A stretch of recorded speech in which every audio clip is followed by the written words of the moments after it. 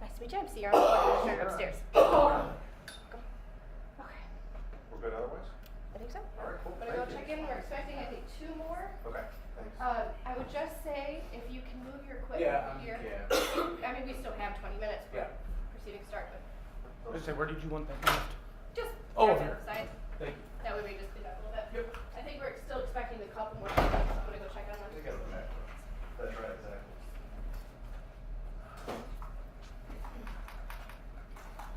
So, they're not certain how to actually in-person witnesses. So what witnesses through the case? Correct. A lot of people are not here to listen. Got a license to carry a camera and not a license to run them. Don't be a lawyer. Sorry.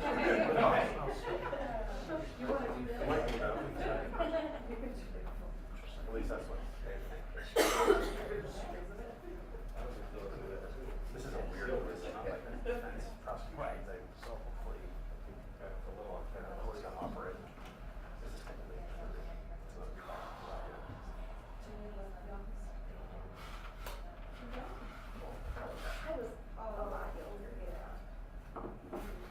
Also, just that why she said the judge's orders that we cannot open outside of the street. You're actually in the hallway. I kind of got that impression from the police escort. Yeah, sure. Yeah, it is.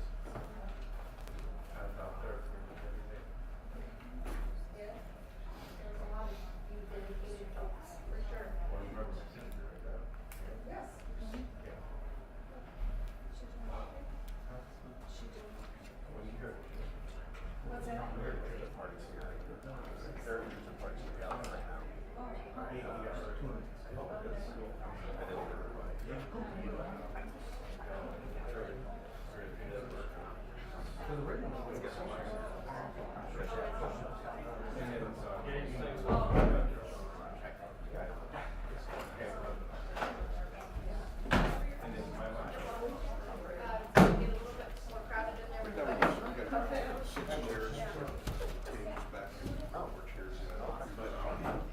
I don't So that will be. Okay. Do they know that I'm gonna have to I shouldn't sit here. Yeah. I have to come back. How are you? How are you? That's fine. Whatever you guys choose, I move some of the chairs in and out of the way. It was okay. I'm gonna go do that. Okay. Let me know after some stuff's out of the way. You want to leave her back here? Or? Yeah. We're gonna be set. I don't know how that's gonna work with TV. Because they're gonna have to see that. I just am worried that. I mean, you want to get about plastic. Huh?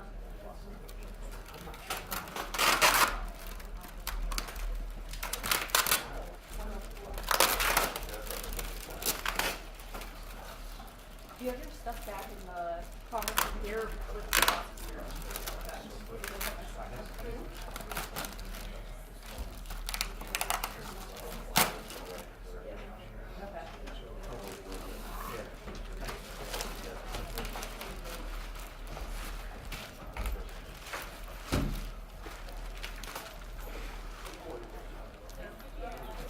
Hey, John.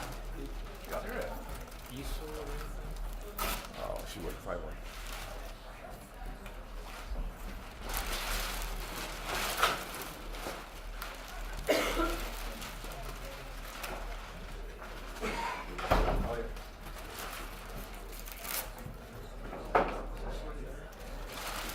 No, I'm not covering everything.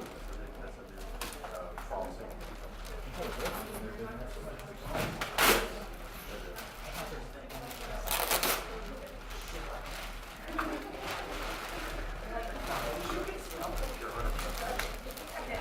Hey guys, there's I see how you're all set up.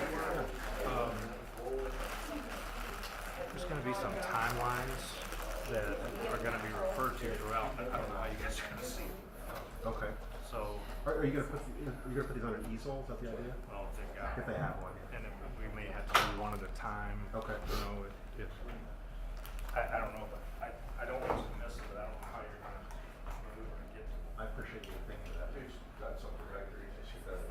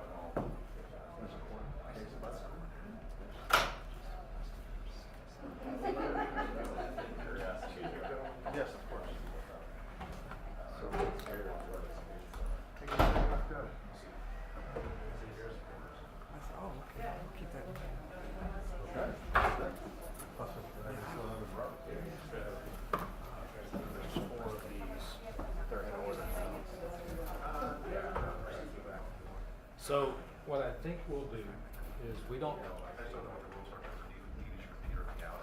Sarah McCrane has been helping us with some things.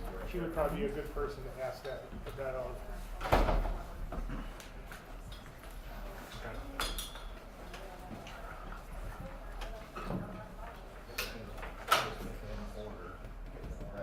Mr. Powell? Yeah, I know Ms. McCrane's 4-digit extension. Who's? McCrane. No, I don't. Okay, that's fine. It's on the sheet there, there's a sheet. Okay. We're gonna see if third floor has a easel.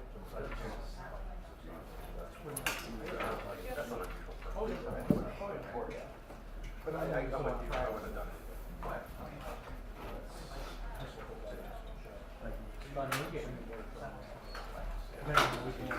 Well, technically, 65 numbers. 30, 40 cents. Some of our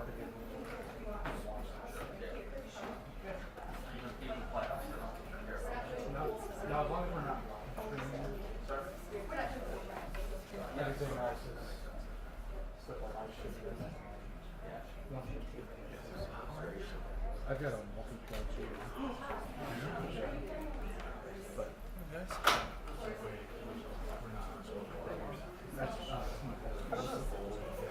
We're at 5 now. there she is going to ask for.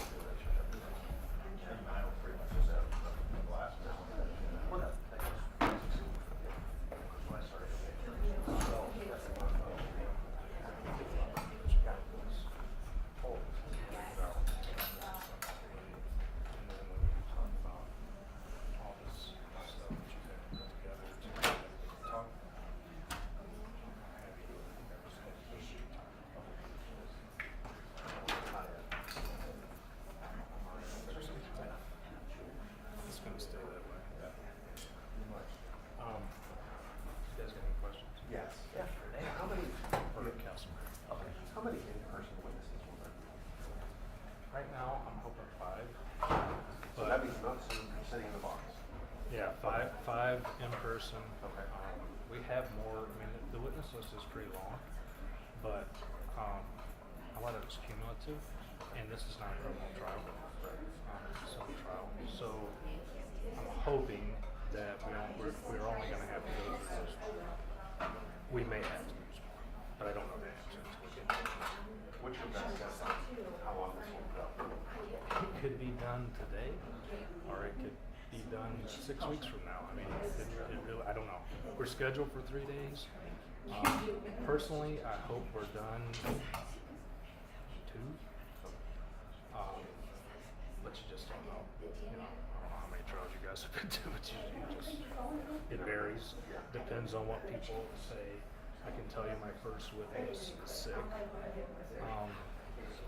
And so that's it's going to take a little more time probably. We may not use them for as much as we were. I will tell you guys that a lot of this is going to be cumulative. I think I've already said it, but it's the story is the story, right? And really that's what we're doing is we're telling the judge a story. And the goal is to prove, remember it's not beyond a reasonable doubt, prove that they're deceased and that it happened on or about November 26th of 2010. That's the crux.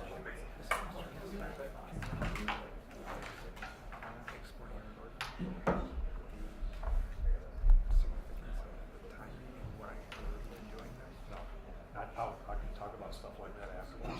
I won't do anything that possibly taints a jury pool in interviews. I really hope you guys will respect the witnesses today. They're nervous enough as it is. No one likes, I mean, I know it's your job, but even I don't want that TV camera on me, but I understand your job. But the family's also going through a lot in the field today. So if you would just respect them. And at the end, I think they'll probably talk some, but at the same time, it's still an ongoing investigation, so you got to keep that in mind. Walk us through the procedure. Can you walk us through the procedure?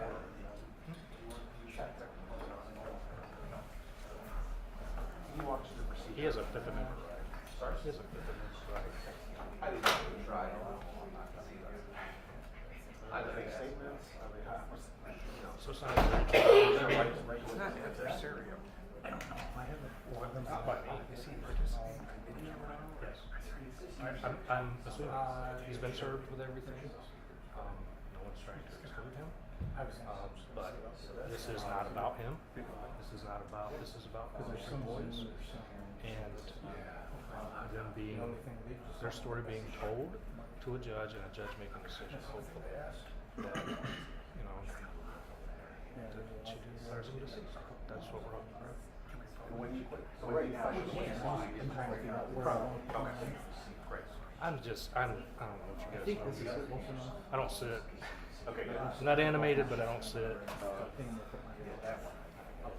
Try not to get me picking my nose, please. You got it.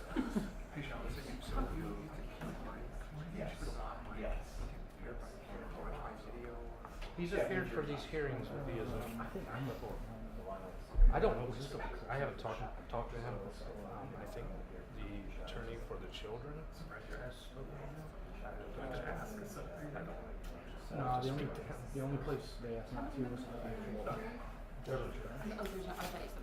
No, that's what I'm saying. This is not a jury, so understand that when you're telling the story of this trial, some of the things we're telling the judge, it's not going to be explained as well. You know what I mean? How much will Ms. Zuvers be involved? How much will Ms. Zuvers? be involved? She is a party to the case, so she'll be in the courtroom the whole time. So they're. She'll be sitting beside me. I represent her. This is who I represent, not the prosecutor.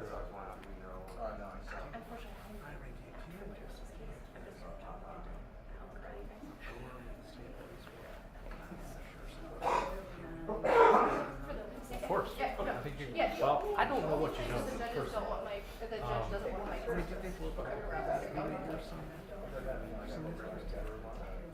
I don't know what you heard. And you gotta understand, I mean, I've been involved in this case for 15 years, so I've forgotten stuff that you know that I don't know. You know what I mean? would It's anticipate very that's what large she did case. for the D1 case. Right. So I would anticipate that she would do the same. But I don't know. I I'm fairly confident. I do too. I just didn't. They're going to be earth-shattering confession. I mean, if the evidence is clear, then she could, but I would expect that she would do it. Very. For appellate purposes. And you're healing all these other people. Did they get you taken care of? Thank you guys. I will help you any way I can, but understand. The most important thing is I got to get to the judge.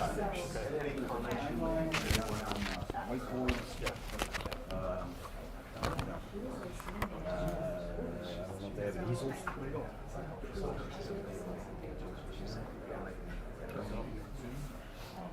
I expect to be really in it, but I don't.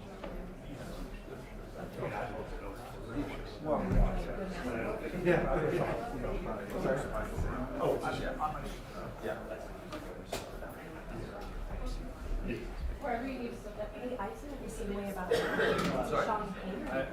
I knew you were coming, so you got way more dressed up than I did. I don't know what's going to be best for it.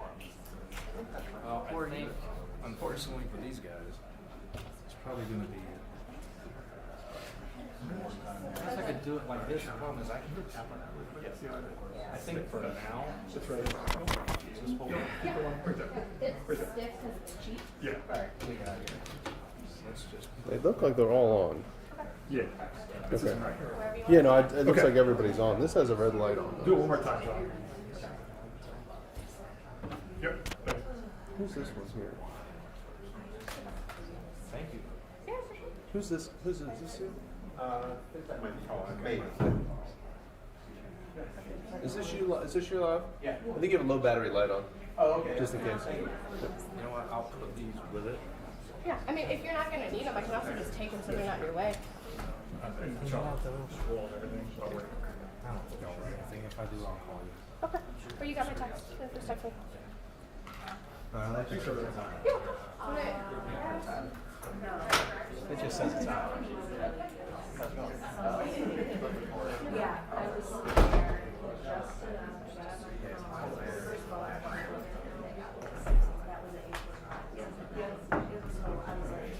there just,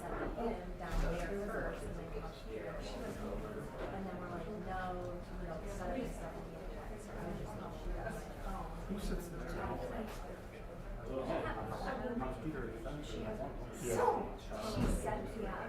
With the money shot right there.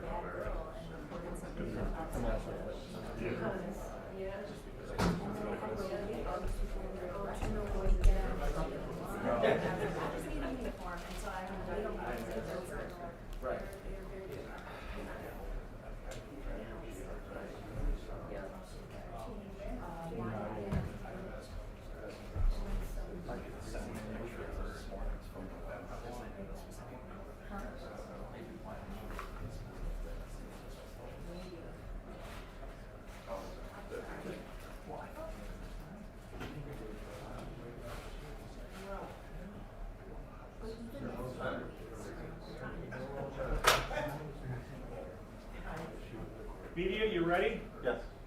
Okay, we'll be coming in shortly. Oh, yeah.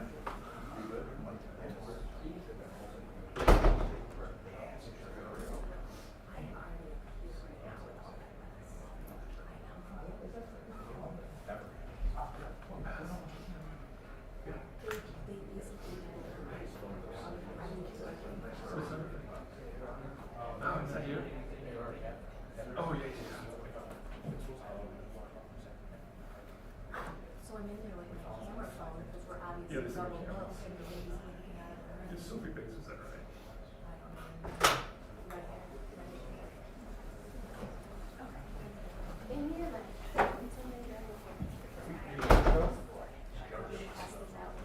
Have you figured out Here's my cell. Shoot me a text. Oh, thanks. So, Sir, do you need anything?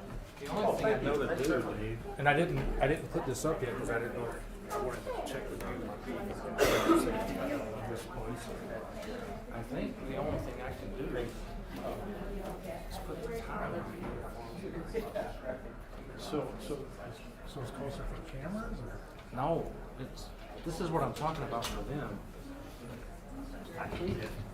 I don't know how we're gonna get it where they can see it while the No, witness I'll is bring you talking. one just Because so the witness and the judge are the ones that have to see it. I need to see it. I don't think there's a problem with you putting it over here. Okay. If that works for you. It does work if this person can see Alright, so it. the judge is getting ready to. Okay, well, if you need me to move it, if you need me to move it in live time, I have to help. Can you ask the judge to, I could ask the judge to wait so I can put the paper on it. Yep, give me just a second. Yeah, she, that's what I'm here for. Okay, and you seen what's his name? Yes. Okay, all right. So then as soon as I see you back here and you give me the. I would do it. Hey, Burke.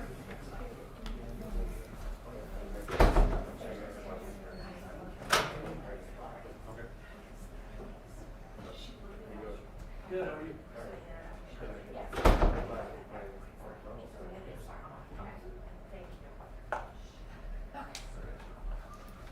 This mic? No, the big one? Oh. That's the other one, the big one? You're right first. Yeah. Okay, perfect, I got it. Okay, there's a lot of mics. There are. Okay, Okay. Yeah. So you guys all have my number if you need anything. I'm not on this floor, so just shoot me a text. But otherwise, it should be good.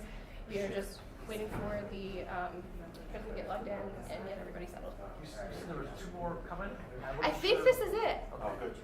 I think. Because one more showed up and then not the second, so I wasn't sure. No, yep. Well, one didn't have a camera but had requested, so Gotcha. I think we're all good. All right, no one from the free press. No, just no. Freak never didn't make any requests at all. The only one that none of you are from XYZ, right? Okay. Yeah, that was the only one that didn't show up. So, of course. Well, they're looking for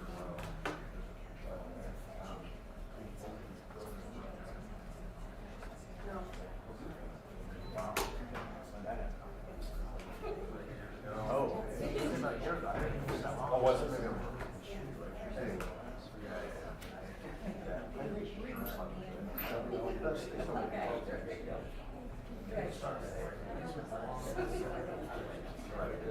Give some of this.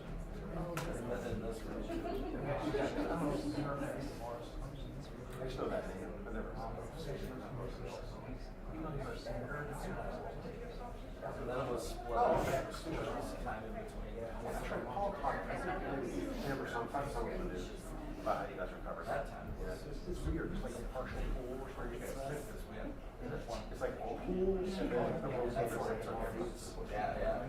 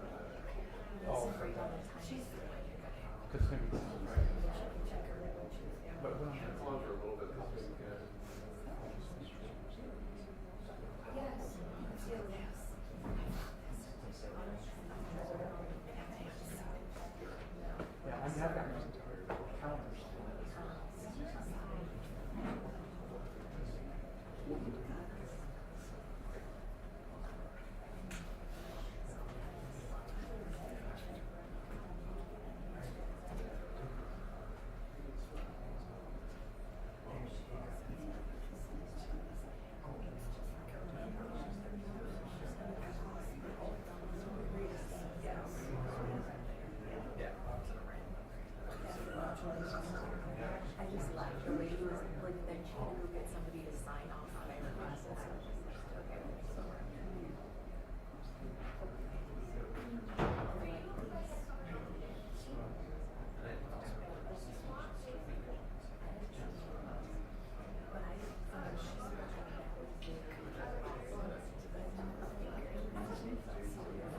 Our part-timer at your site that was talking about. Just have to check it on the device. There's a.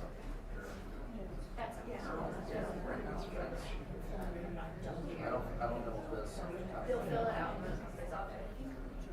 What you do know, and it's fine. It's just to keep track.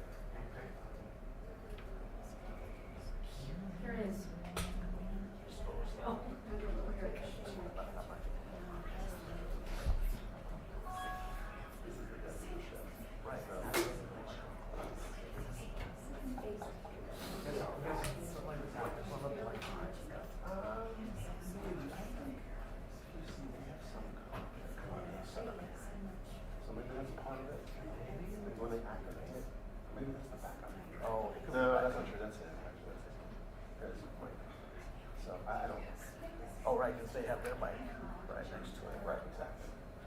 They want to have their own podium. So, Where's yours? mine's like, I don't, it's omnidirectional. Yeah. There's a registry there. Yeah. From what I know,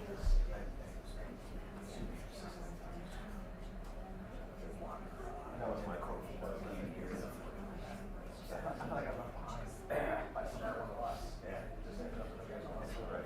Someone who's not complaining early, like 11:30 or whatever.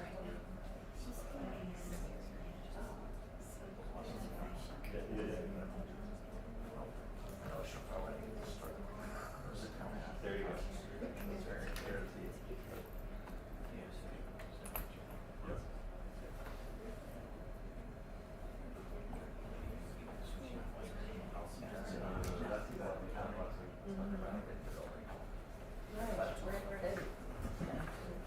I've never been in one of these cafeterias, but it always smells good. I always smell good. no. What is that?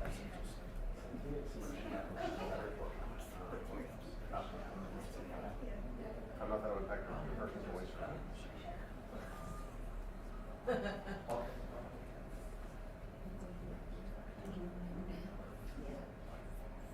Oh, that's nice.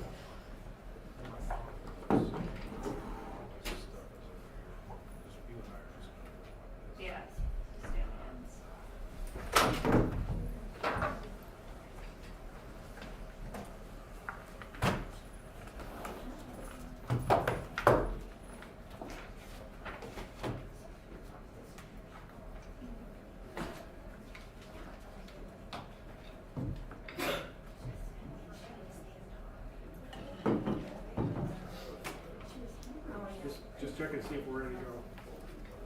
Did they get What's that? I don't know. That's not usually my part of it.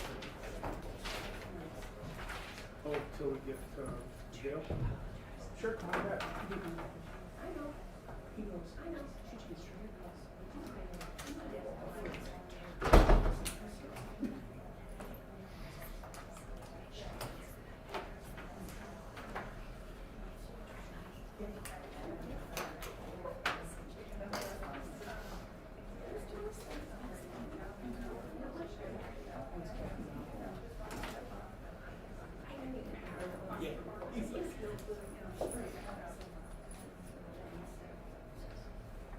Well,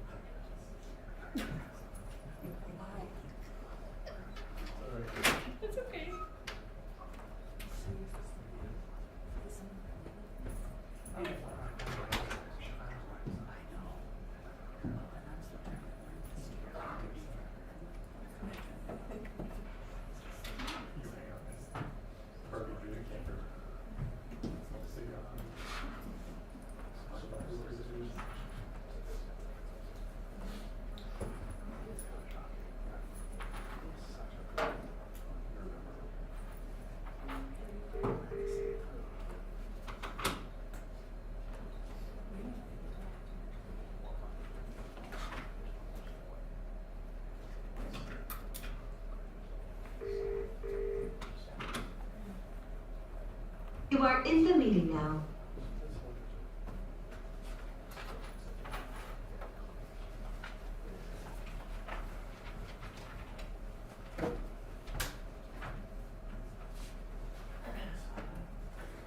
Hey, what do you think of the big one?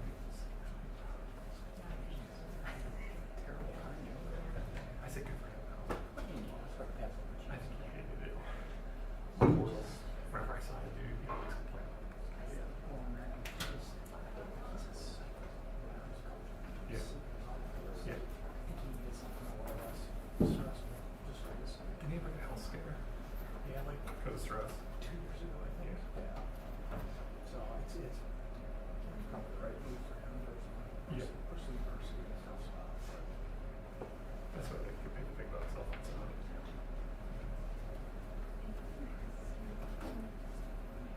I was kind of not. Right here since I'm sitting here.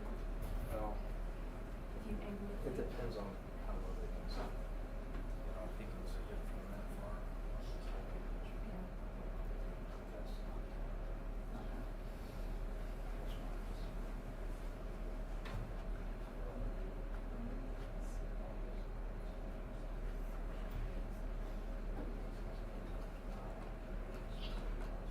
Yeah.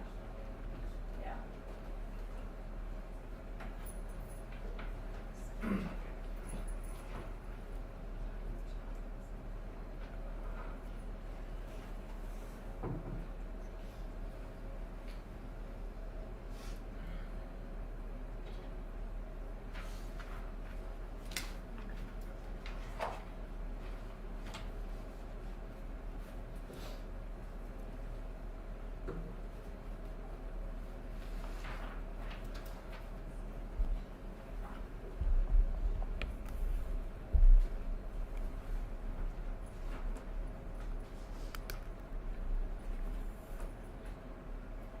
I gotta put a logo on that bike.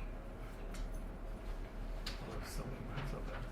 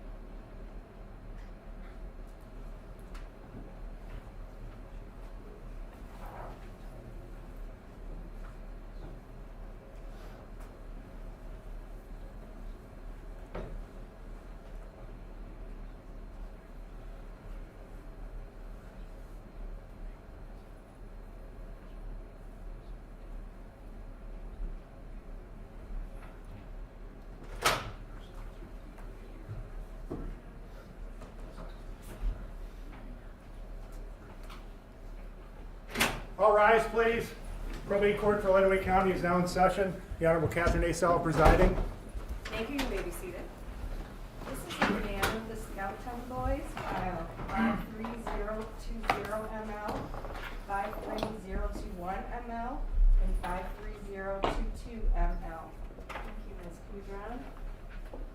One of the first things we need to do today is to confirm whether or not Mr. Skelton wants to participate. So we've had someone log in.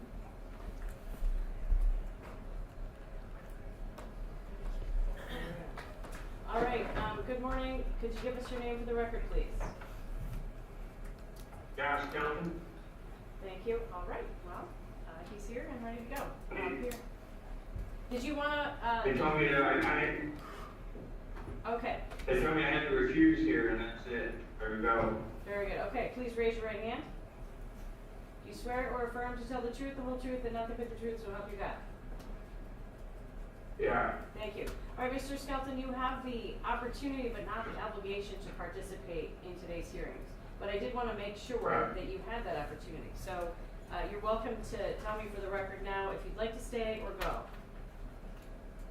Yeah, I wouldn't go. I mean, everyone else got lawyers, I don't. I'm at a disadvantage. Anything I say isn't gonna make a difference right now. All right, So, well, thank you for confirming that, and if you'd like to, make your way back to wherever you need to go, then that's fine.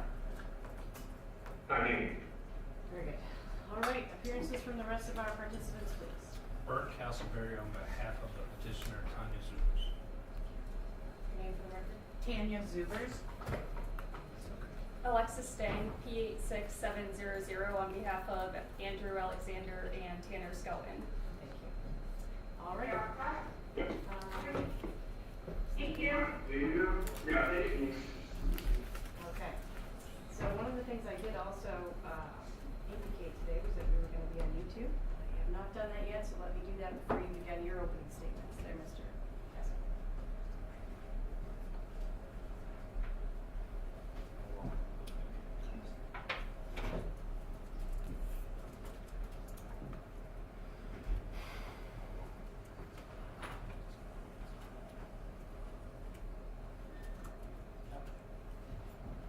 We're on record for all three files. Now, one thing to be cognizant of would be, of course, the fact that if we're going to be on YouTube, we try to be cognizant of using the names of the children. In this case, I'll defer to you and your client on that piece, Mr. Castleberry, but I know in a lot of our cases that are otherwise broadcast, we do try to avoid using names. Do you have a preference on that? Your Honor, the children are adults at this point. All three of them are over the age of 18. We have no objection to using their name. In fact, we encourage it. Okay, all right. Very well. We are now officially on YouTube, ready to proceed in all three matters. Opening statements, Mr. Kessler.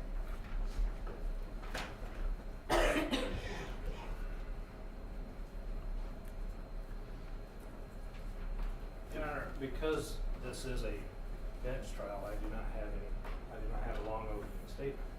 I think the court will hear plenty of testimony over the next 3 days concerning what's going on. But what I do want to point out is why we are here and what we believe the law is pertaining to these three cases. And we will talk about this as if it's one case, but we understand there are three petitions before the court. And we believe that MCL 700.1208, paragraph 2, is what controls in this matter. And what that paragraph says is that an individual whose death is not otherwise established under this section or section 1207, and those sections are for accidents. I know the court has seen cases like that before. I'm going to continue on with the MCL, who is absent for a continuous period of 5 years during which he or she has not been heard from, and whose absence is not satisfactorily explained after a diligent search or inquiry, is presumed to be dead, which means we are beginning this case with a presumption that the three children are deceased. Individual's death is presumed to have occurred at the end of the period, at the end of the 5 years, unless, and this is why we are here today, there is sufficient evidence to determine that death occurred earlier. It is our position that the evidence that we are going to present to you, Judge, is that Andrew Alexander and Tanner Skelton died on or about November 26, 2010. Thank you. I just briefly wanted to say that I am joining in the petitioner's request and am in support of the relief requested. Thank you. All right, your first witness, Mr. Kessler. Your Honor, we would call Chief Larry Weeks. I'm sorry, I missed that. Chief Larry Weeks. Chief Larry Weeks. Okay, come on up. Please raise your right hand, sir. Do you swear or affirm to tell the truth, the whole truth, and nothing but the truth, so help you God? I do. Watch this.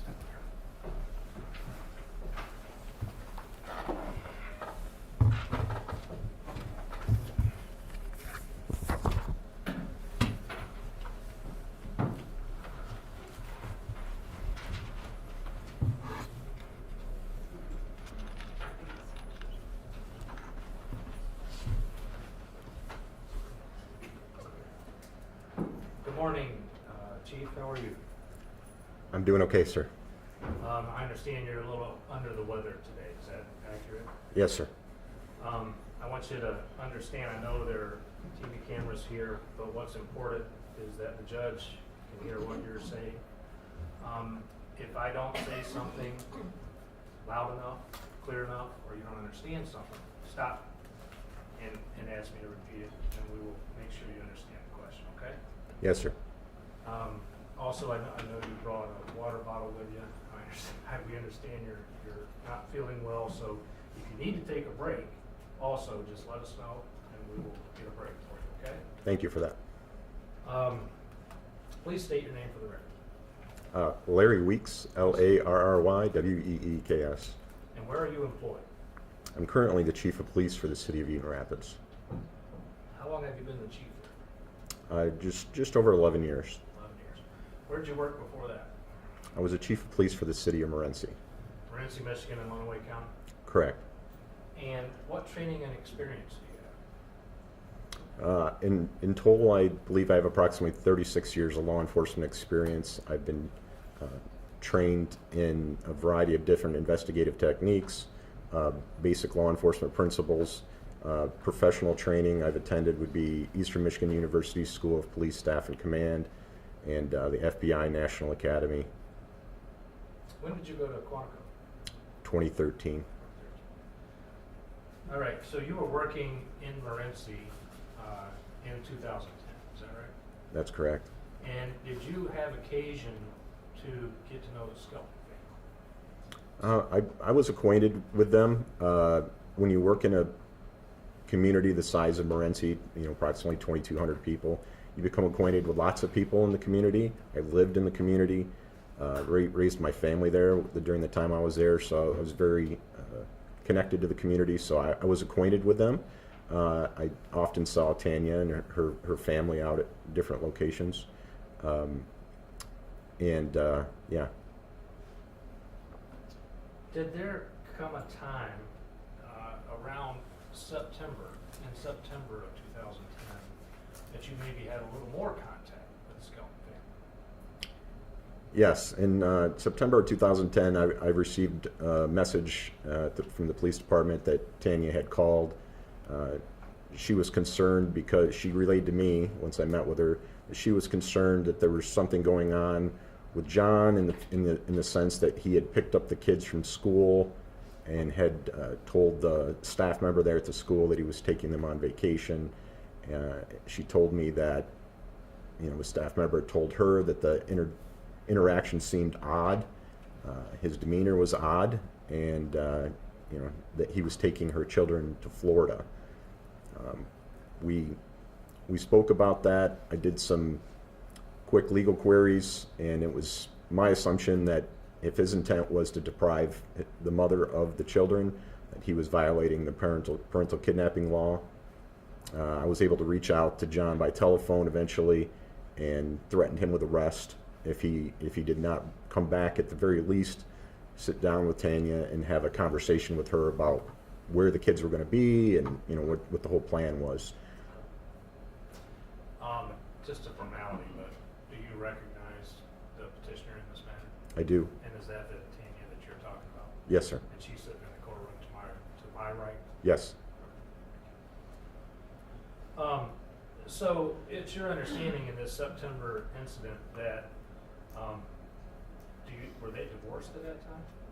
No, but in the meeting that I sat in on when he did return, it was clear that they were having marital problems that they discussed. John very much wanted to move his family to Jacksonville. He expressed that there were more job opportunities there.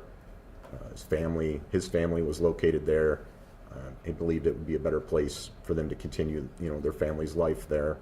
Tanya was concerned about having to relocate her family, generally located in the Morenci area, and having been a registered sex offender, she was concerned that relocating to an unknown community and what the community may perceive of her, where in Morenci she indicated that she was able to live a comfortable life with people knowing that. Gotcha. So You said you called John. Was he in Florida when you called him? Do you know?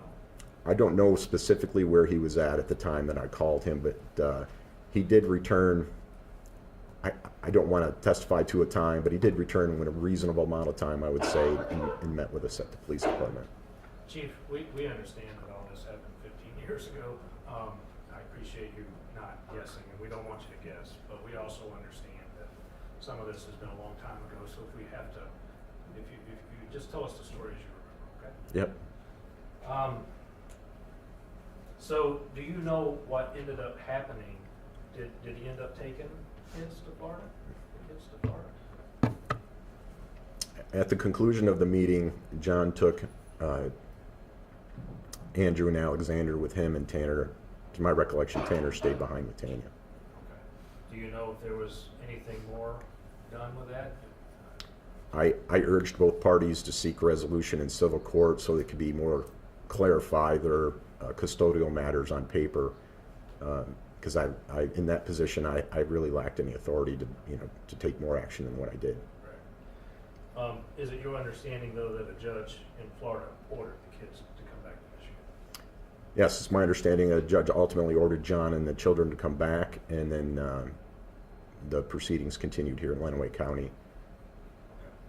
And that's civil proceedings you're talking about? But Correct. A divorce, correct? My understanding was just the custodial matters, not a divorce issue. So after the September incident, you became familiar, a little more familiar with their family. Do you remember what your next contact was with the family? I don't know that it was my contact, but I believe I reviewed an incident report regarding Officer Ryan Hillard's response to the house. And what do you remember about that? I believe it was on the 21st of November. Officer Hillard documented in a report that he submitted to me that I believe it was Alexander that called 911 out of fear that he could not find his father in the house, and felt that he might be in some sort of danger. So the three children, in which one is Alexander? He's the oldest, middle. The middle, the youngest? He's the middle boy. So he's the middle child. And you say that he called 911? I believe that's accurate. And he called 911 because he couldn't find his father. Is that correct? Correct. Is my understanding. They didn't know where he was at. And do you know, did the police respond? According to the report, Officer Hillard responded and made contact with the boys and John, and John indicated in some way that he had stepped away and had informed the boys of where he was at, and alleged there was just some sort of confusion. And then, according to the officer, everything was fine, and he left. So is it fair to say that if the children were in danger, they knew to call 911? Yes, from my opinion, I thought that was fairly savvy of a 7-year-old boy at that time to be alert enough and aware enough to make that call in that situation. After that, you said that was November 21st. That's right. What was your next contact? Let's go. On November 26th, I was at home. I received a call in the evening from Officer Hillard. He indicated he was at the Fulton County Medical Center near Waseon, Ohio. He explained to me over the phone that he had what I would describe as a disturbing situation. I explained that John was there with an ankle injury and was acting extremely erratic. He was having a difficult time getting specific information out of him as far as what had transpired and led him to this point at the hospital. He explained that the whereabouts of John and Tanya's children, Andrew, Alexander, and Tanner, 9, 7, and 5, were unknown at this point, and he was concerned about their safety.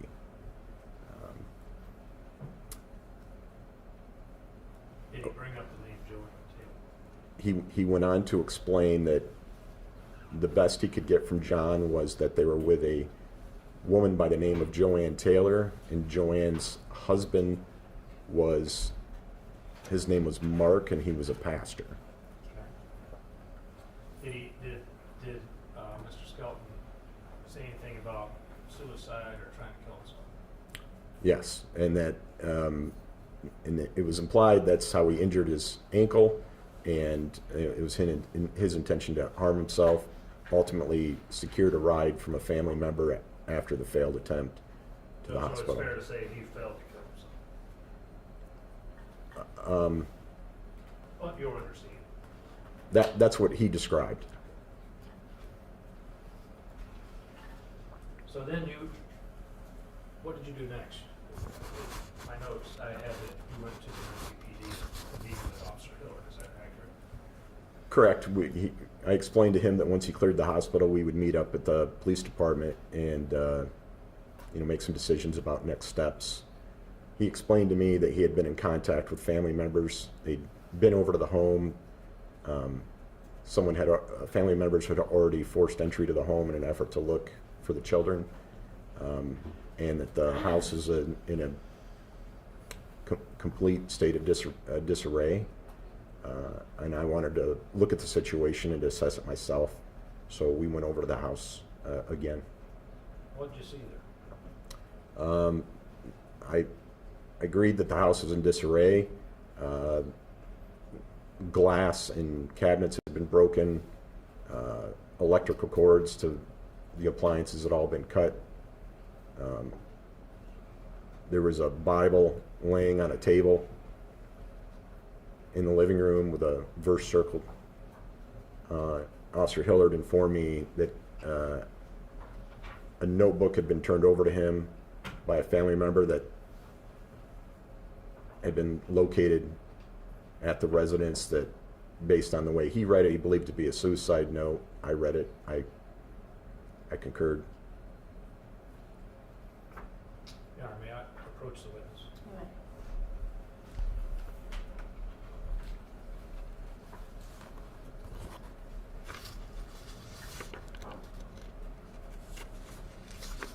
Chief, I just showed you something, and we're not marking it as an exhibit at this point, but you just brought up the suicide. And what I mean, Somebody's wrong phone. Oh, yeah, sorry. I think it's Our black microphone, that bigger square black one, is the one that's recording, so just maybe try not to. do you want me to back up? The paper slip is getting on the microphone. Yes, Judge, thank you. That's okay. Chief, I just handed you 4 pieces of paper. And do you recognize those 4 pieces of paper? I do. And is that the note that you're speaking of? It appears to be yes. And you said you read that note. I did. Was there anything remarkable about it that you remember? Not at this moment. Okay. Do you remember that it was a suicide? Yes. And next, may I approach the witness again? Your Honor? I'm not going to have you read it. I'll have it next.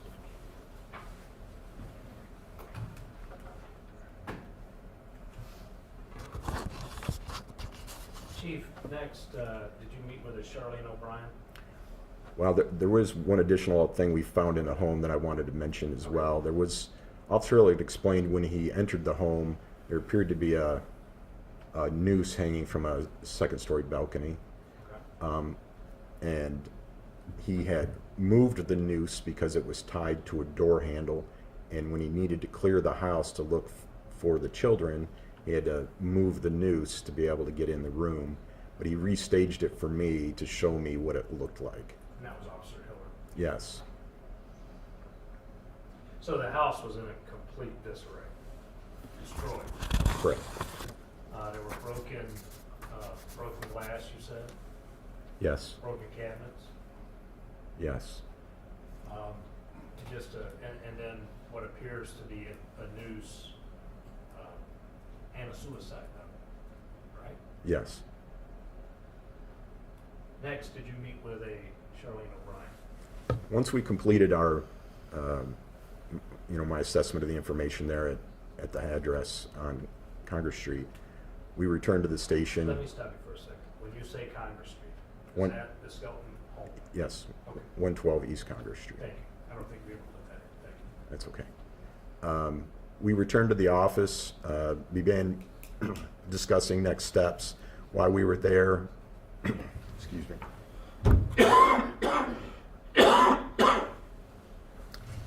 Apologize. While we were there, Charlene O'Brien, who I believe is John's aunt, knocked at our door at the police department.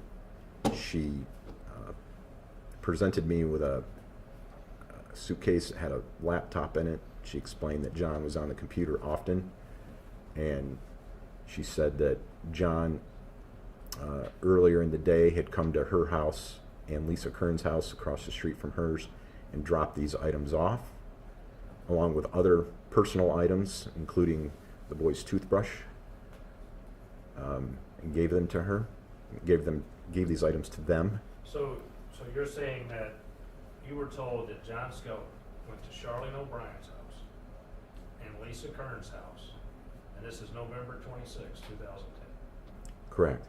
And do you know what time he went? I believe it was around 7:15 in the morning, to double check my notes. So about 7:15 a.m. Now, November 26th, what day is that? Do you know what day that was? Was it Thursday or Friday? Do you remember? It was the day after Thanksgiving. It was a Friday. Okay, so we're talking about Black Friday. Correct. Now, in this suitcase that he dropped off, you say he dropped off items at 2 separate locations? That's my understanding. And what's the proximity of these 2 locations? Are they close together? They're somewhat kitty corner from each other in a rural area outside of the city. Can you see from one place to the other? I don't recall if it's tree covered or not, to be honest with you. It's been too long. But he left. Apologize. Bluetooth is connected too much. You say he left toothbrushes. Children's toothbrushes? Yeah, we believe them to be the boys' toothbrushes and coats and, again, other personal items. So the children's winter coats and their toothbrushes, he left them at his aunt's house, is what you were told. Correct. And those items were delivered to you, correct? Well, at this point, she only delivered the laptop, the items that were in the suitcase, which was a laptop. There were other items that, in a follow-up interview and contact with members of our investigative team had with her, we collected the rest of the items that she said. But she came to tell you that those items had been left that morning. Yes. At around 7 a.m. Is that accurate? Yes.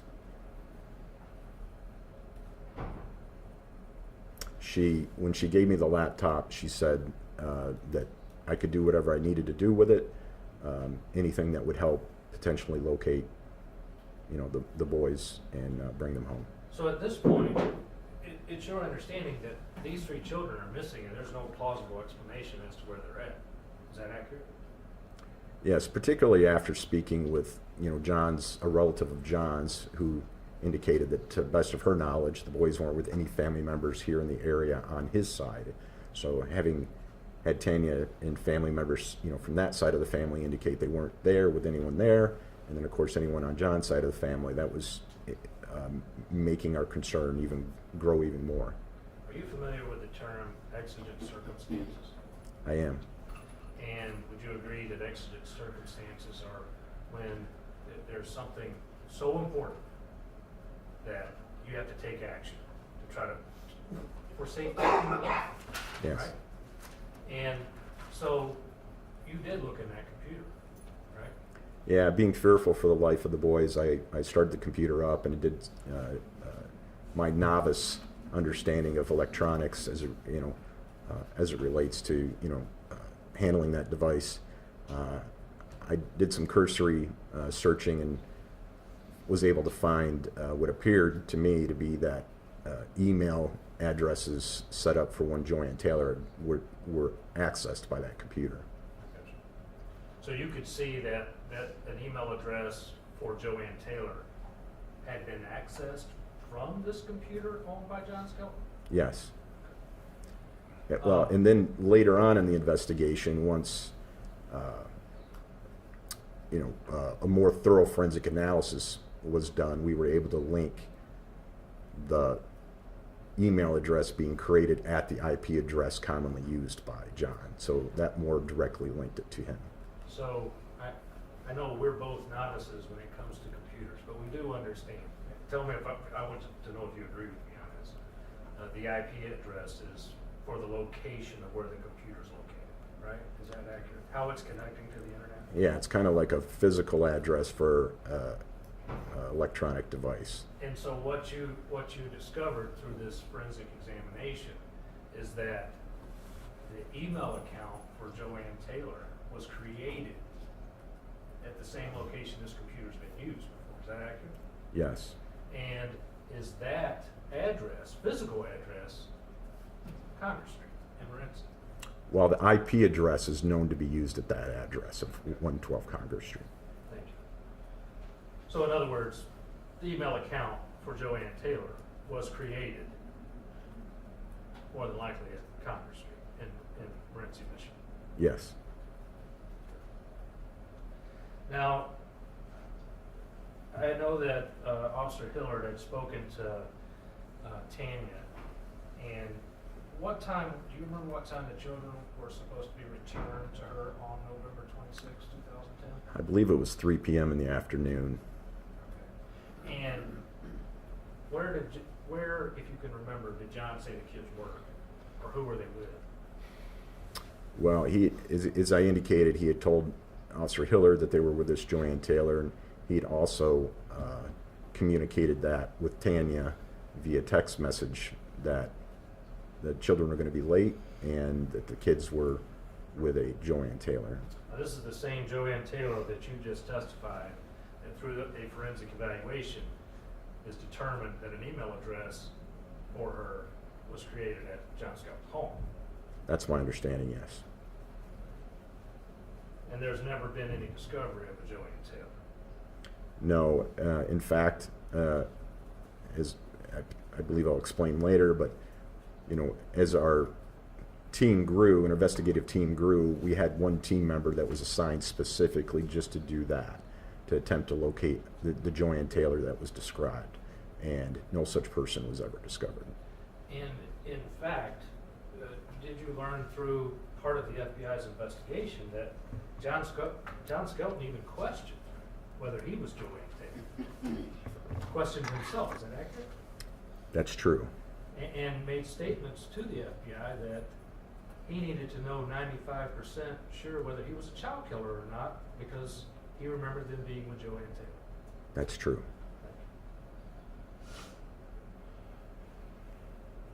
Now, at some point, you're going through this. The children are missing. You have a laptop. You have their winter coats, their toothbrushes.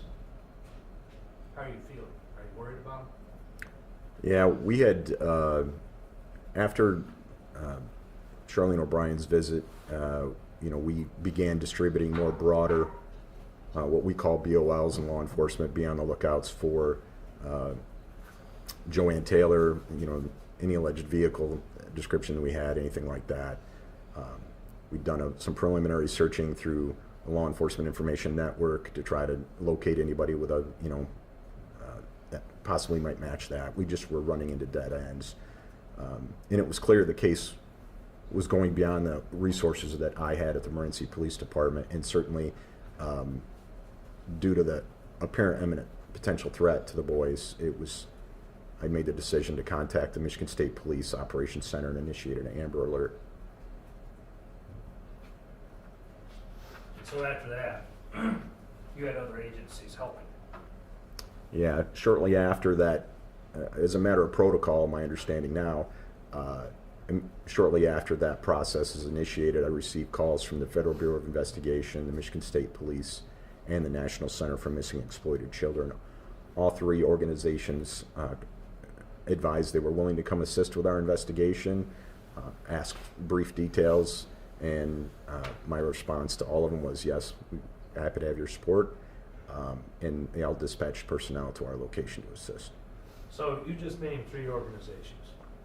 You named the Michigan State Police, and the Federal Bureau of Investigation, which I think we all are kind of familiar with, somewhat, at least we know who they are. But what is the National Center for Missing and Exploited Children? The National Center for Missing and Exploited Children, I don't know the year it was created. His name escapes me now. I was well known from crime shows now, but his son was murdered many years ago in Florida. John Walsh, thank you, sir.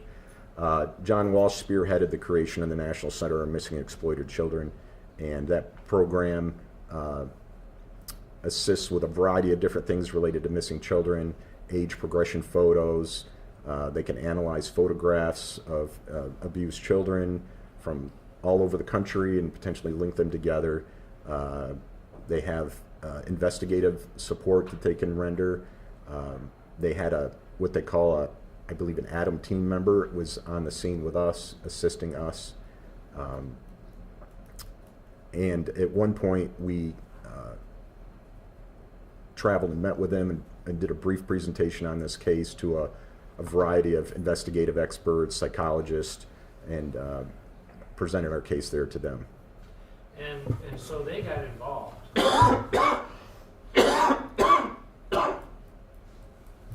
I'm sorry again. Oh, you're okay. Do you need to take a break? No, sir. Make sure you drink the water. Yes, sir. Stay hydrated. So the National Center for Missing and Exploited Children became involved in this case on November 26, 2010. Correct. And to the best of your knowledge, they're still involved today. Yes, I've seen the age, I'm not actively involved in the investigation anymore, but I have seen over the years the release of the age progression photos. So I'm glad you brought that up.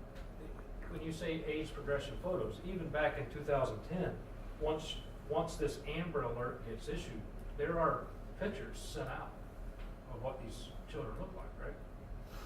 You have to speak. Sorry, yes.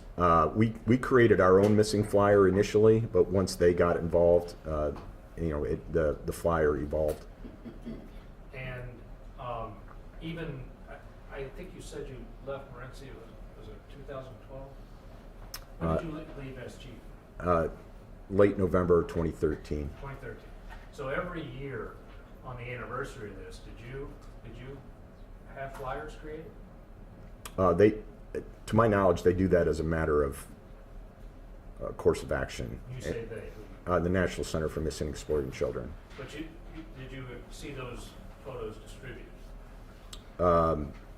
Well, they have a very robust distribution network, so much greater than I do. So they were good at getting that out nationally. Didn't you also do a roadside check of vehicles just to ask questions of if they'd seen the children? Yeah, a year to the date, and we did it approximately the same time that we believed that John had potentially driven through an area, Morenci Road at 127. We didn't know for sure he'd driven through that particular intersection. We really were just based on where we believed he started and where we knew his cell phone had traveled. It was possible he passed through that intersection. So we partnered with the state police during the time of day that the morning that we believed he could have driven through there. And as cars drove through, we passed out flyers, asked if anybody had potentially seen his vehicle. Excuse me again.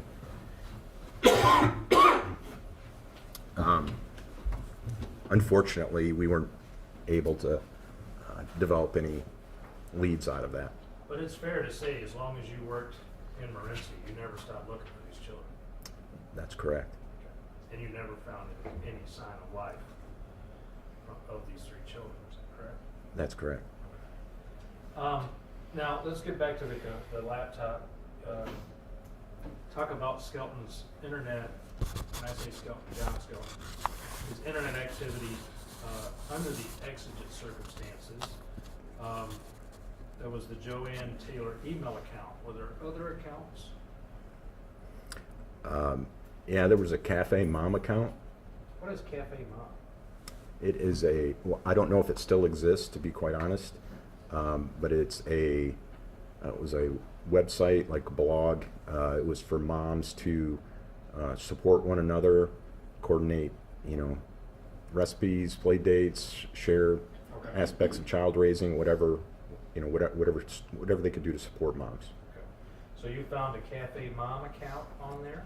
Yeah, it appeared that, at least from that laptop, an account was surreptitiously created in an effort to communicate with Tanya by John.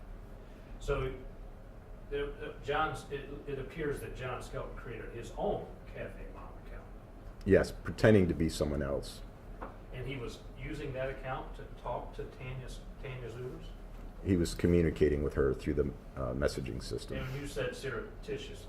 In other words, he didn't tell her it was John. Not to my knowledge. Was there also a Yahoo account? Yes. And now all of these accounts through this this investigation were determined to be from the same IP address. Is that accurate? That's correct. Was there also a search of cellular telephone movement for Friday, November 26th? There was, based on the search warrant of John's cellular records, at approximately 4:13 a.m. on the 26th, tower information puts the phone in the vicinity of his home. That's Congress Street? Yes. Okay. At approximately 4:29 a.m., the phone is on the move, appears to be on the move away from the home.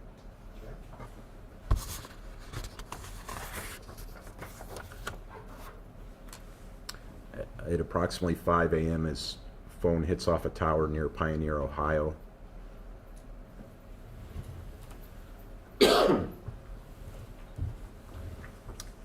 And then 5:01, 5:04 a.m., the phone hits off the towers again near Lazy River Campground in Ohio, Williams County. Okay. And then at 6:46 a.m., the phone appears to be back in the proximity of his home. Okay.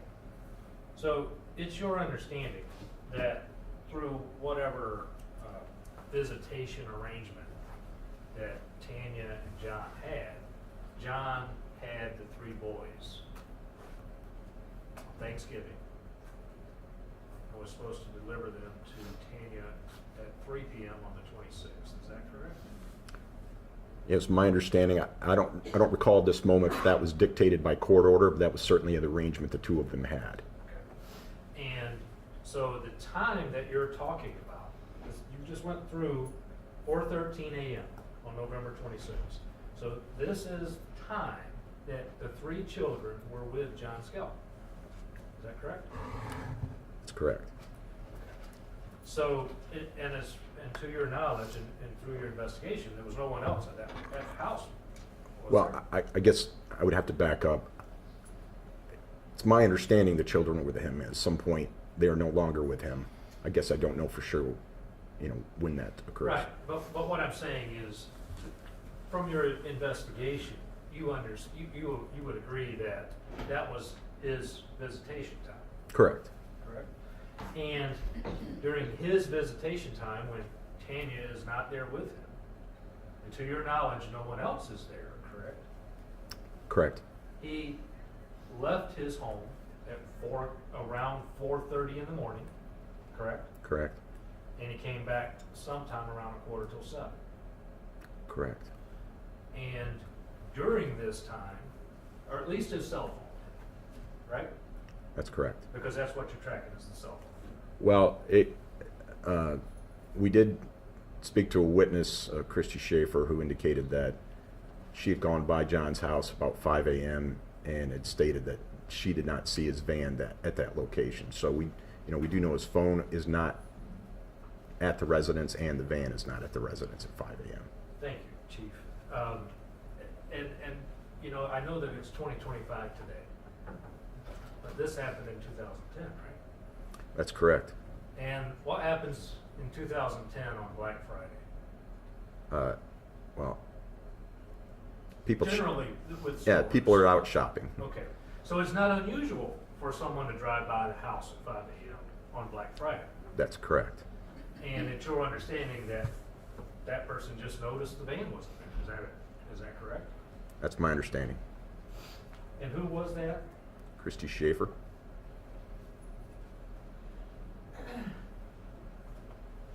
So we know that based on the cell phone, that the cell phone left at 4:30 and did not return and went into Ohio, hit off towers in Ohio, and came back to Congress Street around 6:45, correct?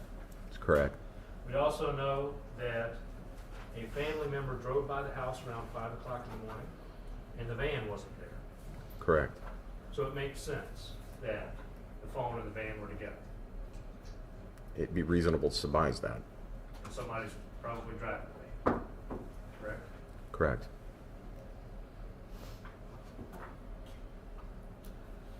Okay, I know this was a very large investigation, Chief, and I know that it's my understanding that when there are large investigations, many agencies working together, you have briefings.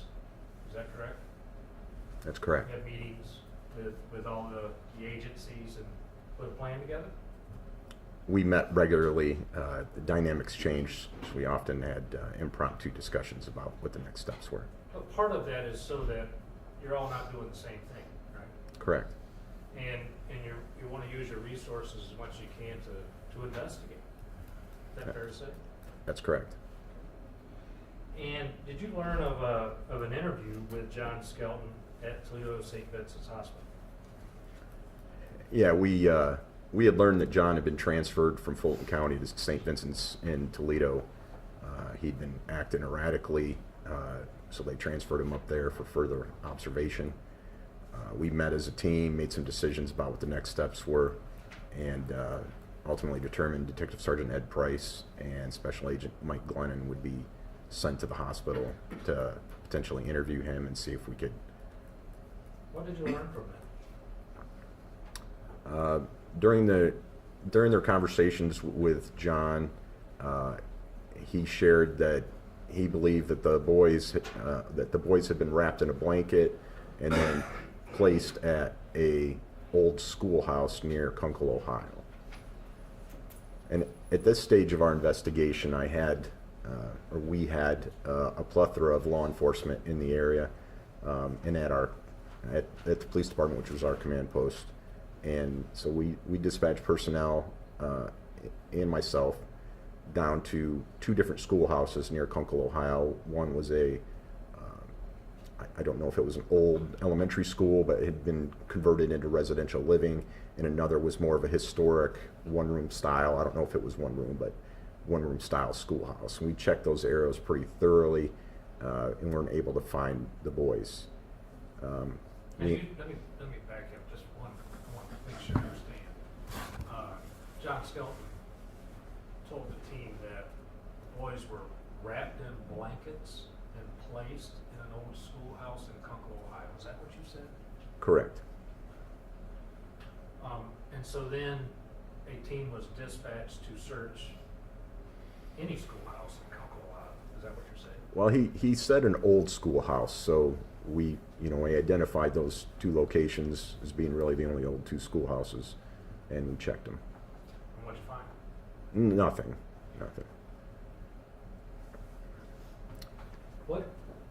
What else did they learn? Did he describe a nightmare? Well, after our initial findings, or negative findings, came back from our searches, they went back in and spoke with him again. During this time, John described having a nightmare, and within this nightmare, he describes what he thinks is Joanne Taylor, but he's unsure if it was possibly himself. And he explains that he is, I believe, is it 95% sure that the boys were in a dumpster near Holiday City, Ohio. He urges the interviewers to respond and get his boys. He refers to himself being perceived as a monster. He's concerned, he expresses concern about being perceived as a child killer during the course of this interview. And this is also when he says that he may be Joanne Taylor. Yes, he was unsure as he described it. And is it true that he also drew a picture of the location and the dumpster? He did. Was that investigated? Yeah, we certainly had folks in that area already, so agents went and responded to that area, checked the dumpsters, and it discovered that the dumpsters had already been dumped. Follow up with the waste management company discovered that the trucks that picked up the dumpster and the dumpsters in the area went to Waste Management of Ohio, and communication with those folks, they keep track of where trucks dump things in the waste area, in the dump site, and were able to point us in a direction. The FBI's evidence recovery team sent several people out to the location and performed a search of the area that we were told that truck dumped its load. And unfortunately, we're not able to locate anything.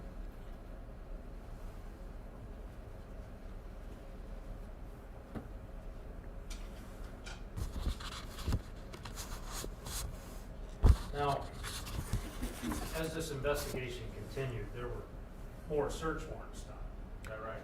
Yeah, as we talk about this, we talk about it kind of step by step, but there's a lot of things happening at the same time, right? So we have search warrants going on. We're still searching electronic devices, trying to track down as much data as we can collect. It might lead us to where the boys' whereabouts are. And this is all happening simultaneously, correct? Yeah. So there's a team working on search warrants, there's a team interviewing, there's a team searching. All these things are happening at the same time. Correct. And one of the searches, did you find some internet activity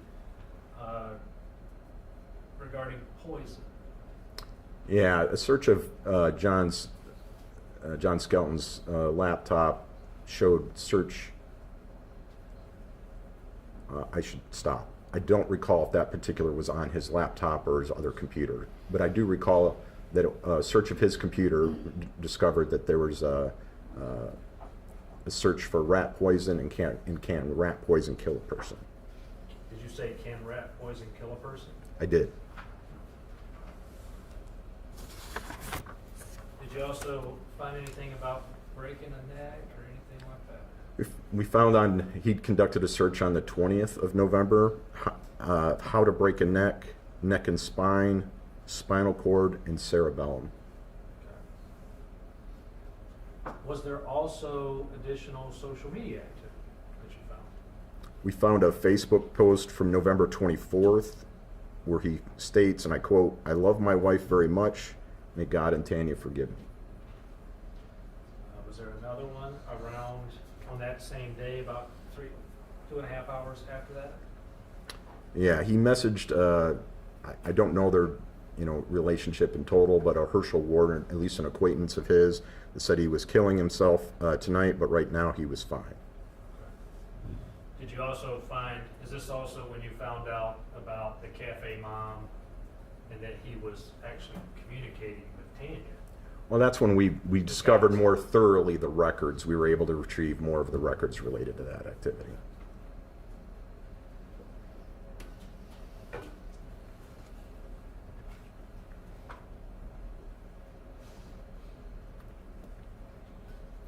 Now, did you also end up with text messages? Did you do cell phone searches? Yeah, I think I mentioned earlier that we recovered the text messages from the cell phone of the exchange between John and Tanya leading up to his scheduled time to meet to turn the children over, in which he states, that he's going to be late and that the kids are with this Joanne Taylor. So you learned through the text messages that a text was sent from his phone to Tanya's phone saying that the kids were not with him and they were with a Joanne Taylor, correct? Correct. And that's the same Joanne Taylor, in your opinion, that was created by John Skelton. Yes.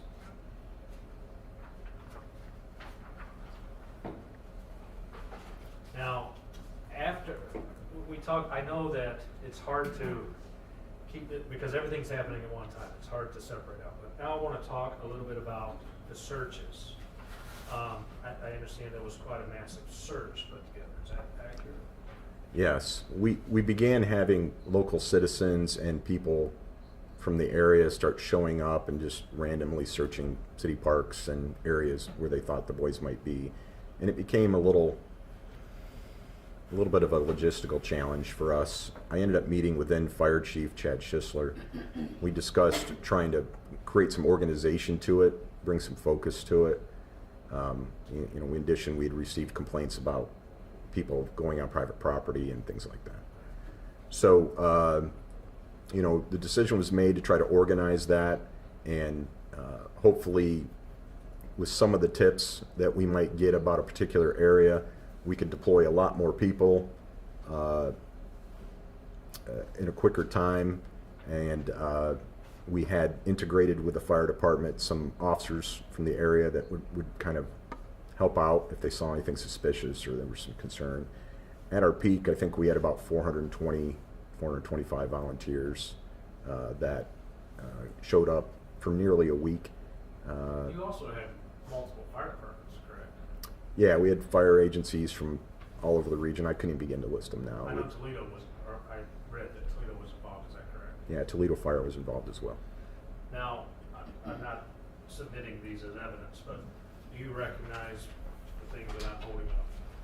I do. Those are maps that the fire chief and I, so each morning I would try to meet with the fire chief and we would talk about the areas that have been searched so far, and based on information we were developing or tips we were getting, as cell phone data came in, things like that, try to nudge them in that, in different directions.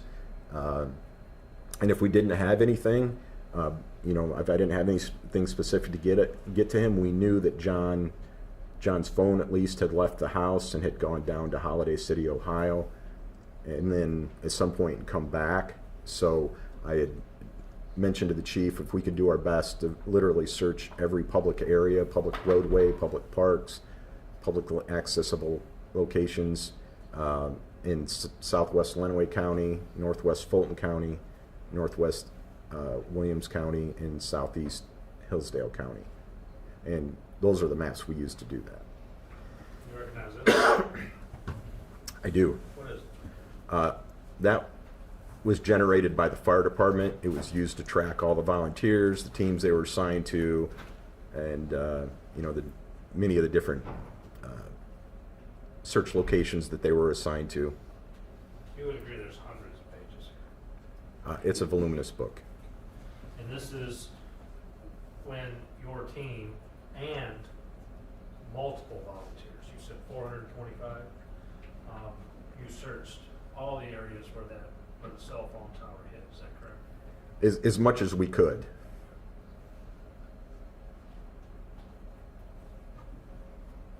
Now, at some point,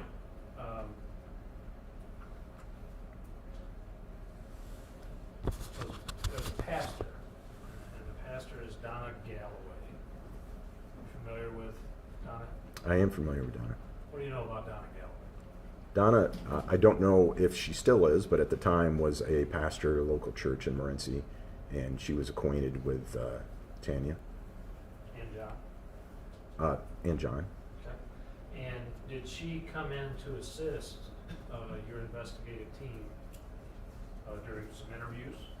Well, one particular contact of note is John had somehow telephoned Tanya's cell number, and Donna got on the phone and spoke with him. She reported to me that during that conversation, as she was pressing John to for the locations of the boys, that he mentioned, said something to the effect of, "I sent them home. Don't you understand? I sent them home." So, just so I have the wording correct, I sent them home, don't you understand, I sent them home. Correct. And he's saying that to his pastor. Correct. What does that mean to you?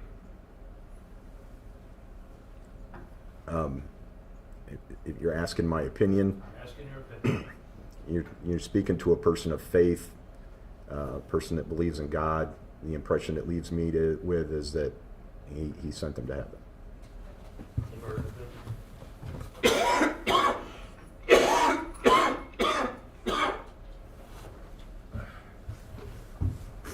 He murdered them. That's certainly a conclusion. So, did you arrest John Skelton at some point? Yes, we did. We consulted with the Lenawee County Prosecutor's Office, and on November 30th, we made contact, as our team made contact with John in Toledo, took him into custody, and he was later extradited and brought back here to Lenawee County for prosecution for 3 counts of unlawful kidnapping. Okay. And was he Unlawful imprisonment, I'm sorry. That's okay. So he was charged with 3 counts of unlawful imprisonment. 1 count for each boy. And on January 17th, was he interviewed at the Adrian Police Department? He was. And what did you learn from that? He was interviewed by Detective Sergeant Cindy Gokenauer and Special Agent Sue Lucas. I observed the interview remotely. During the course of that interview, John, as he had done previously, his story continued to change about, the whereabouts of the boys. He ultimately acknowledged that Joanne was a backstory created, and that in fact it was part of this clandestine operation to move the kids to a secret organization. What he described was that he was at a truck stop near Niles, Michigan. He was eating in the restaurant, struck up some conversation with a guy there, and out of that conversation, the guy indicated that he had connections to a secret organization that could facilitate moving the kids safely. Not long after that conversation, John said that he began receiving nondescript envelopes in the mail with instructions and paperwork regarding this organization, and a cell phone with a pre-programmed phone number in it. When the interviewers attempted to seek verification and can you provide any of that documentation or anything, he explained that the instructions were to burn materials and or return the other items that weren't burnt. And this exchange apparently went on for a period of time until the boys were turned over to this organization that he identified as United Foster Outreach and Underground Sanctuaries. Okay, so during this interview, you state that he admits that he lied. Is that correct? Yes. So he's a liar. Yes. Okay. And then he tells you about an underground organization that he has 0 proof exists. Is that correct? That's correct. And you already know that he dropped off the children's coats, and toothbrushes, and other items at his aunt's house the morning of November 26th. Is that correct? That's correct. And conveniently, in this made-up story, he states, well, I had to burn everything that would have shown that any of this is true. Is that correct? Yeah, what he didn't burn, he said he had to return.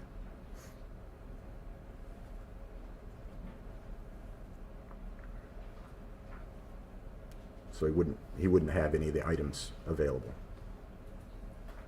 So he gave you zero proof of this organization? That's correct. Did you ever find out any information about this organization? No, certainly as an investigative team, we all used our available resources, databases and such to search if there's any existence of this organization, and no one was ever able to turn anything up.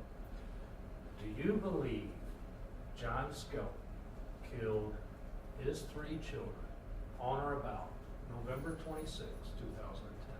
I do. In fact, you announced that this was a murder investigation within a couple of months of this happening. Is that correct? Yes, I did. During your time working on this case, did you ever see any evidence or any hint that these children may be alive?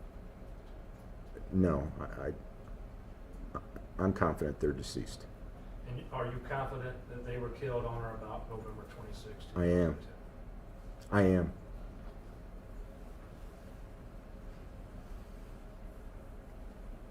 Now, one final question. When you left the Morenci Police Department, what did you do with the investigation? One of the team members that we worked with was a Lieutenant Sean Furlong from the state police. I contacted him, told him that I would be changing jobs, and I thought the best place for this case at this point was going to be in their hands. I ended up meeting, myself and Officer Hildred ended up meeting with him and then Detective Brewer at our station. We turned over all the materials, evidence, everything related to the case to them. And Detective Brewer works with the Michigan State Police, is that correct? Correct. I have no further questions at this time, Your Honor. Please stand. Thank you.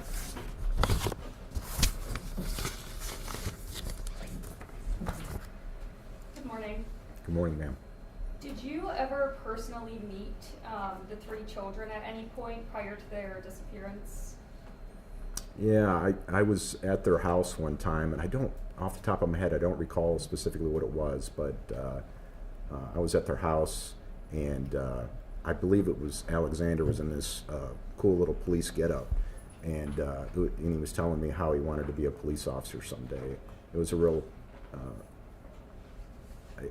it stuck with me at the time, and even certainly after the incident, it stuck with me ever since. Okay. And you stated you don't recall the reason that you would have been there at that point? Not off the top of my head right now. Okay. Do you recall when that would have been in relation to the investigation starting? I don't. I'm Okay. sorry. And then earlier you testified about Alexander calling 911 on November 21st, 2010, correct? That's correct. Okay. And that was because he could not find his father, John Skelton, within the home, correct? That's correct. Okay. And was it your understanding that the children would have been with John at that point due to it being his parenting time with the children? I can't speak specifically to what the parenting time schedule was. I'd have to review that material. Okay. But I can only assume that that was the case. Okay. Do you recall if at that point in time, and again, this would have been 6 days prior to the last time the boys had been seen, do you recall if both Tanya and John were residing at that home, or was it just John at that point?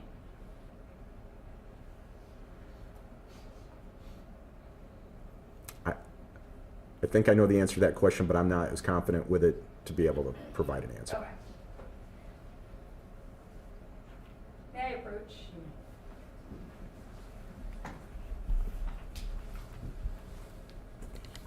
Okay, so what I just handed you has been marked as proposed Exhibit S6. Does that document look familiar to you? It does. Okay, and can you identify that for the court? This is a report from September 13th of 2010 that I completed regarding the incident I testified to earlier regarding John attempting to take the kids to Florida. Okay, and is that document then an accurate representation of your investigation with regards to that call? To my knowledge, yes. Okay. And in that police report, what time did the call come in that day? 11 a.m. Okay. And can you just remind us who was the caller at that point? Tanya was the caller calling the police department asking for an officer regarding what was happening. Okay. And what was happening, that would have been when John initially took the boys from school and headed to Florida, correct? That's correct. Okay. And based on that report and based on your conversation with Tanya, how did she tell you that she first became aware of the fact that John had taken the boys from school? I believe Kathy Wood, the school support staff member, notified her. Okay. And did you ever personally speak with Kathy Wood from the school? I have to review the report. I don't That recall you can do specifically that. doing that. Karen Wood, I'm sorry.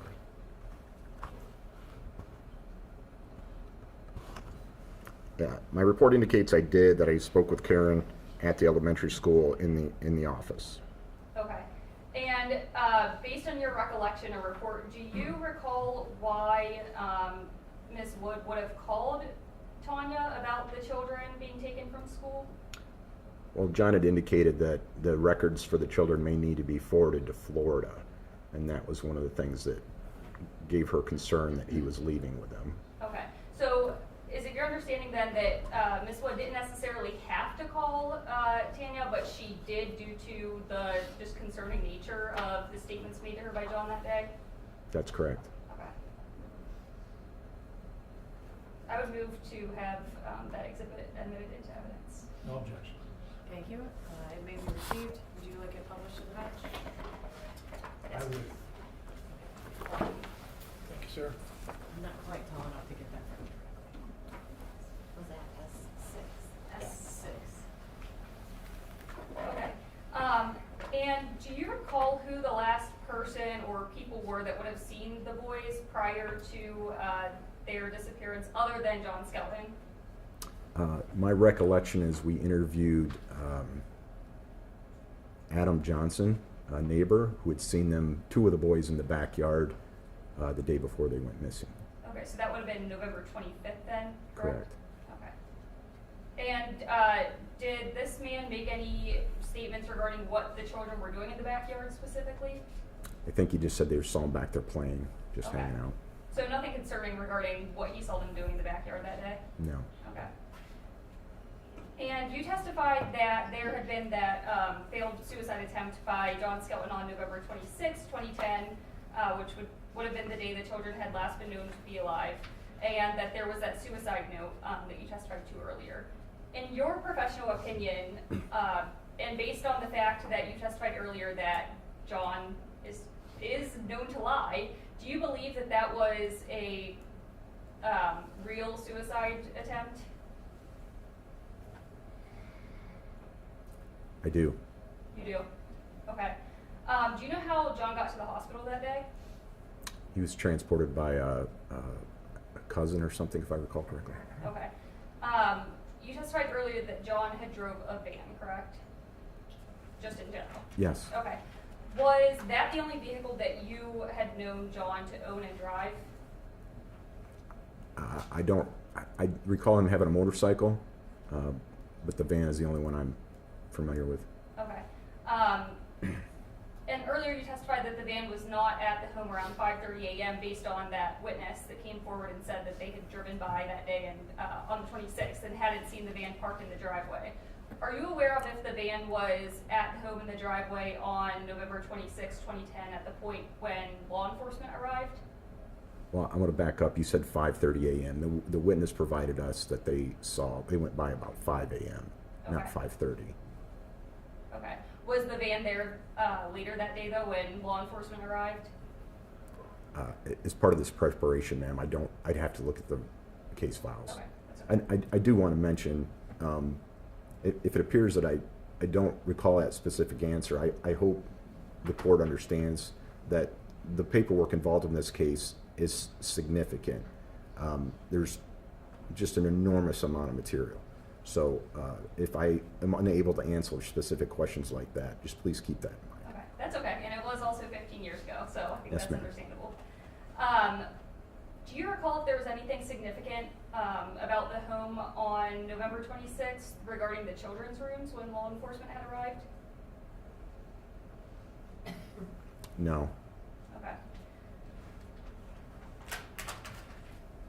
Did you at any point ask Mr. Skelton why the home had looked the way it looked when law enforcement arrived? Regarding like the cut wires, you know, just the home being in that disarray. Did you ever ask him why it was the way that it was? I never asked him those questions personally. I don't recall if in the interview at Adrian Police Department if that topic was broached or not. Most of that interview was focused on, you know, trying to gather information to where the boys were at. So I don't recall that question ever being asked. Okay. Do you recall if you ever asked at any point during your investigation what John and the boys had been doing the day before that they had last been seen, so November 25th, 2010? Yeah, I think John indicates that they were baking, cooking or something in the home, having Thanksgiving dinner. Okay. At what point was an Amber Alert put out for the 3 boys? It's about 10:30 on Friday the 26th. Okay. And did you personally call that Amber Alert in? I did. You testified that John informed law enforcement while he was at the hospital on November 26th that the boys had been wrapped in blankets and put in an old schoolhouse in Ohio. Are you aware if John was insinuating whether the boys were alive or deceased at that point? The way it was presented suggested to me that they were deceased. Okay.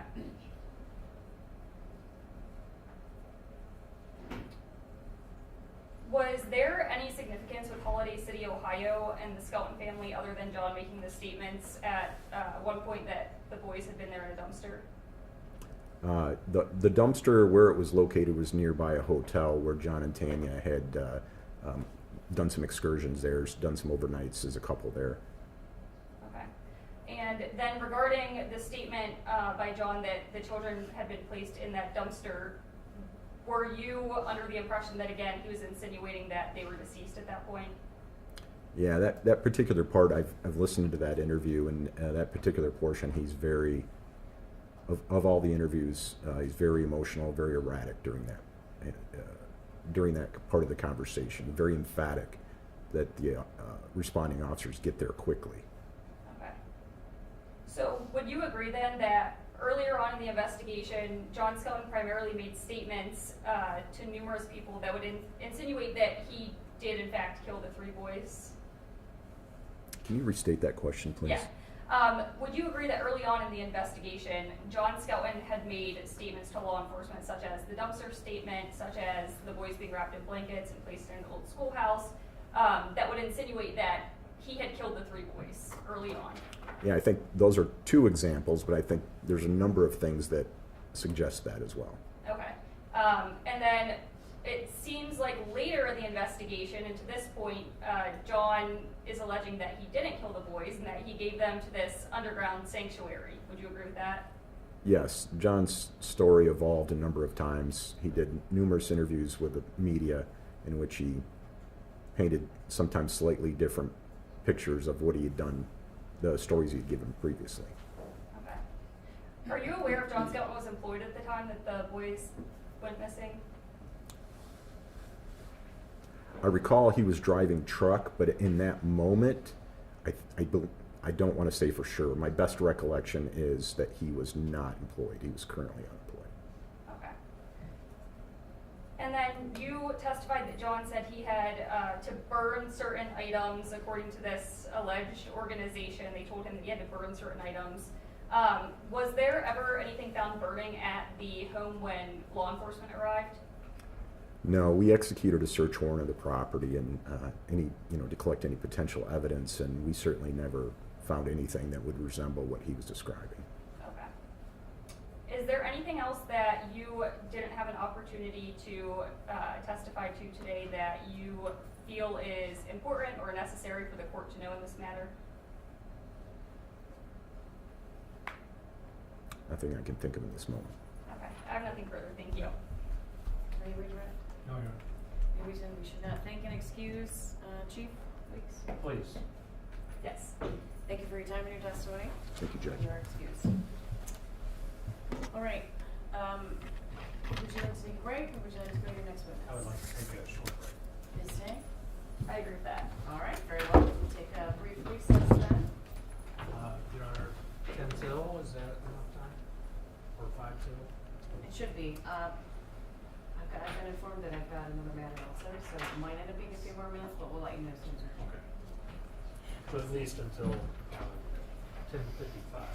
Yes. Is Cards it are okay? recessed. All Is it rise, okay to please. let us talk? No, you have nothing So to add? we'll let you know if you need anything.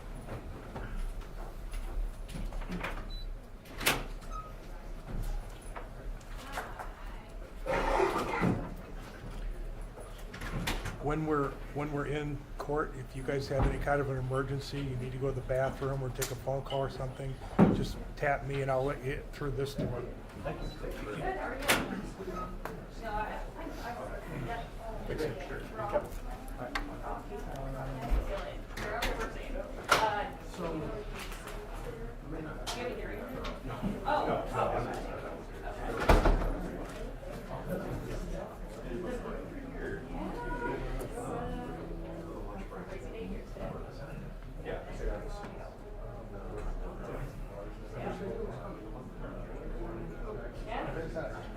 Yeah, you like it? That's fair. We have those days sometimes.